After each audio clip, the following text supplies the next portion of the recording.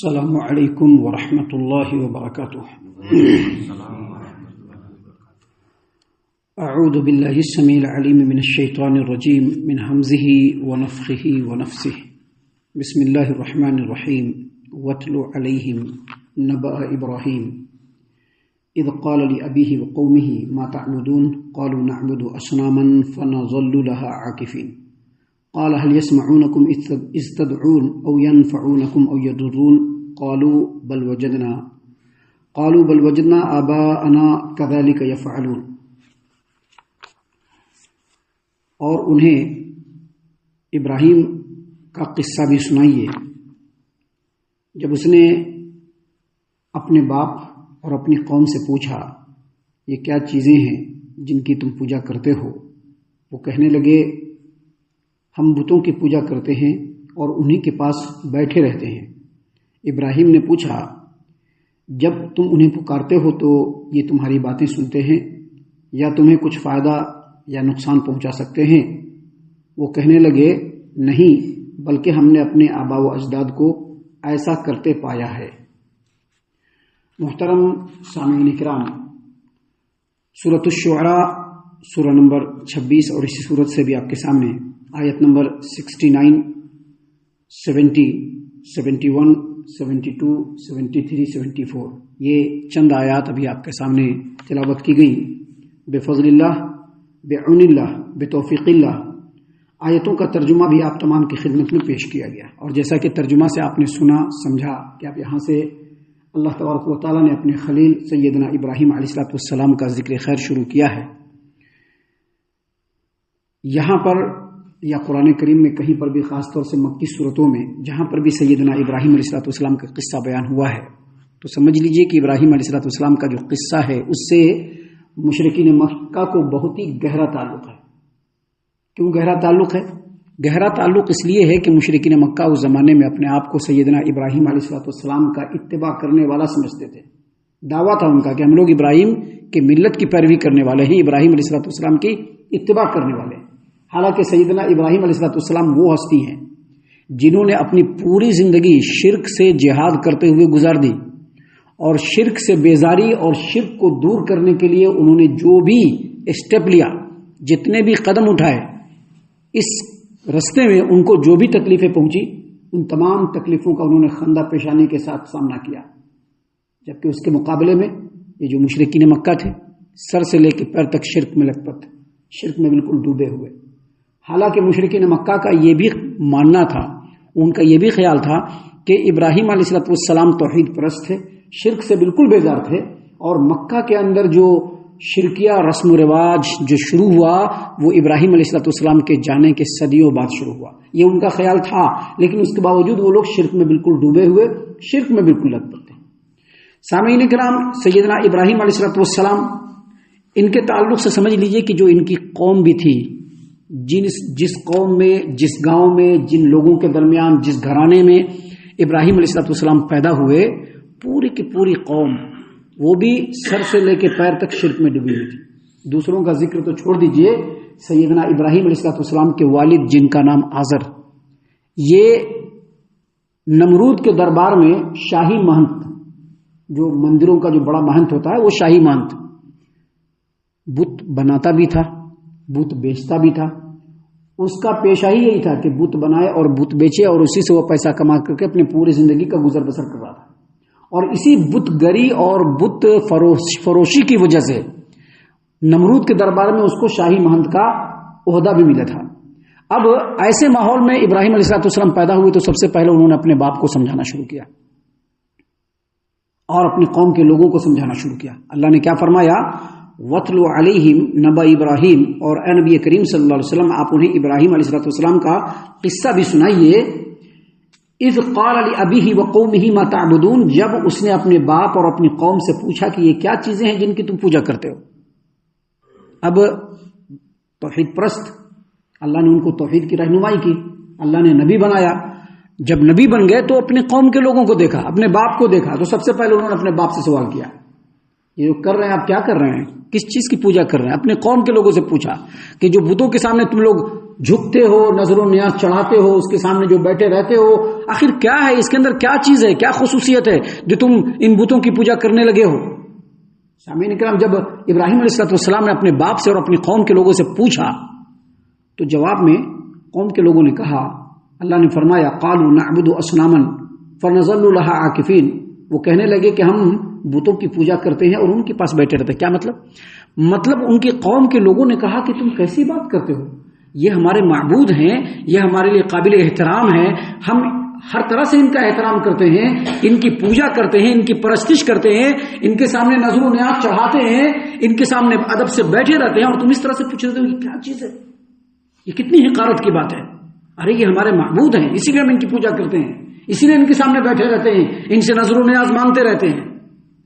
سامعین کرام, جو ہمارے دروس کا سلسلہ چل رہا ہے درس قرآن کا, اسی سلسلے میں جب ابراہیم علیہ السلام کا ایک وقت میں واقعہ آیا تھا تو ہم نے وہاں پر اپنی تفسیر میں اس بات کی وضاحت کی تھی کہ ابراہیم علیہ السلام کی جو قوم اور ان کے والد, وہ پوری بستی, یہ لوگ اصل میں ستارہ پرست تھے. سیاروں کے انسانی زندگی کے اوپر بڑے زبردست اثرات ہوتے ہیں, وہ لوگ اس بات کے قائل تھے.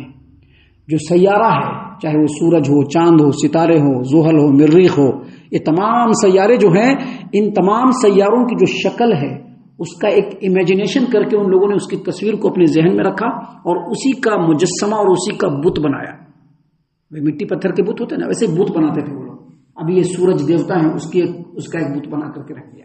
یہ چاند کی دیوی ہے, اس کا ایک بت بنا کر کے رکھ لیا. یہ فلاں سیارہ ہے, وہ دیوی ہے, اس کا بت بنا کر کے رکھ لیا. ان لوگوں کا یہ ماننا تھا, ان لوگوں کا یہ عقیدہ تھا کہ یہ جو بت بنایا ہے ہم نے سورج دیوتا کا یا چاند دیوی کا یا اس طرح سے جو بھی ہم لوگوں نے بت بنایا ہے, ان کے روح کا ان بتوں سے بڑا گہرا کنیکشن ہے, اور جب ہم ان بتوں کی پوجا کریں گے تو وہ بہت خوش ہوں گے, اور ان کے جو غصہ ہے, ان کے جو غلط اثرات ہے, اس سے ہم لوگ محفوظ رہیں گے. اسی لیے بتوں کو بنا کر کے وہ لوگ پوجا کرتے تھے. اور اس کے بارے میں ان لوگوں نے کہا کہ یہ ہمارے بت ہیں جو ہمارے لیے بڑے قابل احترام ہیں, ہم ان کو ناراض نہیں کر سکتے, اسی لیے ہم ان کی عبادت کرتے ہیں اور ان کے سامنے ہم لوگ اعتکاف کی غرض سے بیٹھے رہتے ہیں تاکہ یہ ہم سے خوش ہو جائے. جب یہ جواب قوم کے لوگوں نے دے دیا تو ابراہیم علیہ السلام نے پھر سے ایک سوال کیا. ابراہیم علیہ السلام نے جو سوال کیا یہ اصل میں بہت اہم سوال ہے.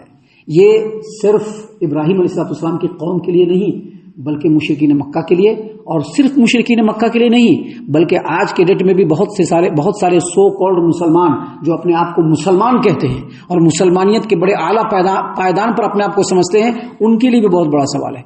اللہ تبارک و تعالیٰ نے کیا فرمایا؟ ابراہیم نے کہا, اللہ نے فرمایا قال هل يسمعونكم اذ تدعون او ينفعونكم او يضرون. پوچھا ابراہیم علیہ السلام نے, یہ جو بتوں کے سامنے تم بیٹھے رہتے ہو تم لوگ اور جو پوجتے ہو, جب تم ان کو پکارتے ہو تو کیا یہ تمہاری بات سنتے ہیں؟ کیا یہ تم کو کوئی فائدہ یا کوئی نقصان پہنچا سکتے ہیں؟ ذرا بتلاؤ. سوال کیا. آج بھی سوال ہو سکتا ہے, لوگ مزاروں سے مانگتے ہیں, مرے ہوئے باباؤں سے مانگتے ہیں, سمجھتے ہیں کہ یہ بابا قبر میں لیٹے ہوئے پھر بھی ہماری باتیں سن رہے ہیں. ابراہیم علیہ السلام نے اس زمانے میں اپنے باپ سے, اپنی قوم کے لوگوں سے پوچھ دیا, سنگل تنے تنہا ابراہیم, آزو بازو میں کوئی نہیں, باپ ہے, پورا خاندان ہے, پورا قبیلہ ہے, پوری قوم ہے. ان تمام قوموں کے سامنے انہوں نے پوچھ دیا, ان تمام لوگوں کے سامنے, کہ تم لوگ جو بتوں کی پوجا کرتے ہو, هل يسمعونكم اذ تدعون, جب تم ان کو پکارتے ہو تو کیا یہ تمہاری بات سنتے ہیں؟ کیا یہ تم کو کوئی فائدہ اور نقصان پہنچاتے ہیں؟ دو سوال کیا. پہلا سوال کیا, ظاہر سی بات ہے نفی. ان لوگوں کو بھی معلوم ہے جو مٹی اور پتھر کے بتوں کی پوجا کر رہے ہیں, ان کو بھی معلوم ہے کہ مٹی اور پتھر کے بت ہے, تبھی تو ٹائم سے ان کو جو ہے پوچھتے ہیں, جھاڑتے ہیں, پینٹنگ ڈینٹنگ کرتے رہتے ہیں تاکہ جو ہے ہمارے معبود ایک دم چمکتے رہیں. تو جو خود کچھ نہیں کر سکتا وہ کیا سنے گا؟ لہذا کہا کہ نہیں سنتے ہیں. پھر دوسرا سوال پوچھا کہ کیا تم کو فائدہ اور نقصان پہنچا سکتے ہیں؟ قوم کا سوال یہی ہوگا کہ نہیں. کیوں یہ سوال ہوگا؟ اس لیے جواب یہ ہوگا کیونکہ جو بت ہے, جو اپنے وجود کو باقی رکھنے کے لیے جو ان کو پوج رہا ہے, جو ان کا بھکت ہے, اس کے جب وہ محتاج ہے تو وہ دوسروں کو کیا فائدہ اور کیا نقصان پہنچا سکیں گے؟ کیا فائدہ اور کیا نقصان پہنچا سکیں؟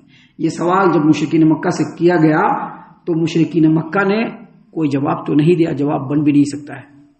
اصل میں یہ جواب اصل میں مشرکین مکہ سے ہو رہا ہے، لیکن ابراہیم علیہ السلام نے اپنے قوم سے کیا تو قوم کے لوگوں نے بھی کوئی جواب نہیں دیا.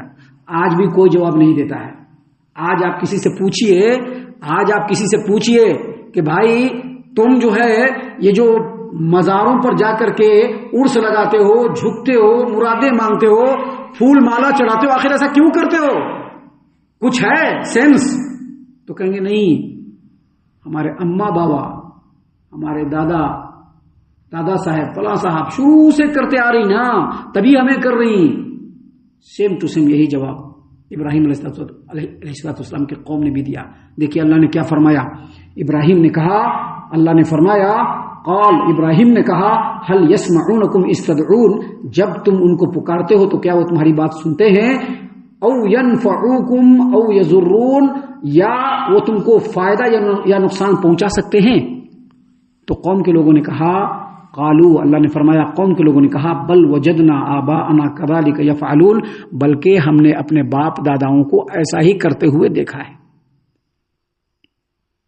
سیم ٹو سیم جواب ابراہیم علیہ السلام کی قوم کا، سیم ٹو سیم جواب مشرکین مکہ کا بھی. آپ قرآن کریم اٹھا لیجئے، غور سے پڑھتے چلے جائیے، جہاں جہاں پر مشرکین مکہ سے اس طرح کا سوال ہوا تو انہوں نے یہی جواب دیا کہ قالوا بل وجدنا آباءنا لها، قالوا بل وجدنا آباءنا كذلك يفعلون. آپ قرآن میں بار بار دیکھیں، جگہ جگہ پر اللہ تبارک و تعالیٰ نے مشرکین مکہ کی اسی بات کو بیان کیا ہے کہ مشرکین مکہ سے بھی جب پوچھا گیا تو انہوں نے بھی کہا کہ نہیں، بلکہ ہم نے اپنے باپ داداؤں کو ایسا کرتے ہوئے پایا ہے، اس لیے ہم لوگ ایسا کر رہے ہیں. اور آج بھی لوگ جو سنت پر چلنے والے نہیں ہیں، جو نبی کی اتباع کرنے سے منہ موڑنے والے ہیں، جو لوگ شرک و کفر میں ڈوبے ہوئے ہیں، آپ ان سے سوال کیجئے تو جواب تو نہیں دیں گے، لیکن یہ کہیں گے نہیں ہمارے یہاں شروع سے چل لے کے آ رہا ہے، ہمارے باپ دادا کے زمانے سے چل لے کے آ رہا ہے، ایسے ہی ہم لوگ کر رہے ہیں. یہ اصل میں صحیح جواب نہیں ہے. صحیح جواب یہ ہے کہ اگر جو کام کر رہے ہیں اس کی صحیح دلیل اللہ کے کلام میں، نبی کی تعلیم میں ہے تو وہ چیز کرنا ہے. جو نہیں ہے، چاہے آپ کے باپ دادا، چاہے ہمارے باپ دادا، چاہے کوئی بھی کرتے ہو، وہ ہم نہیں کر سکتے. کیونکہ ابراہیم علیہ السلام کی قوم کا اور مشرکین مکہ کا جو ان لوگوں کی جو تھنکنگ تھی، ان لوگوں کی جو سوچ تھی، وہ کیا تھی کہ ہمارے باپ دادا نے جو کیا ہے ضرور اس میں انہوں نے کوئی فائدہ دیکھا ہوگا، ان کے پاس ضرور کچھ نہ کچھ ہوگا، کہیں نہ کہیں سے وہ سوچے ہوں گے، ہم لوگوں سے زیادہ سمجھدار تھے وہ، اس لیے وہ لوگ ایسا کرتے تھے، اس لیے ہم لوگ بھی ایسا کریں گے. اللہ نے ایسا کرنے سے منع کیا ہے.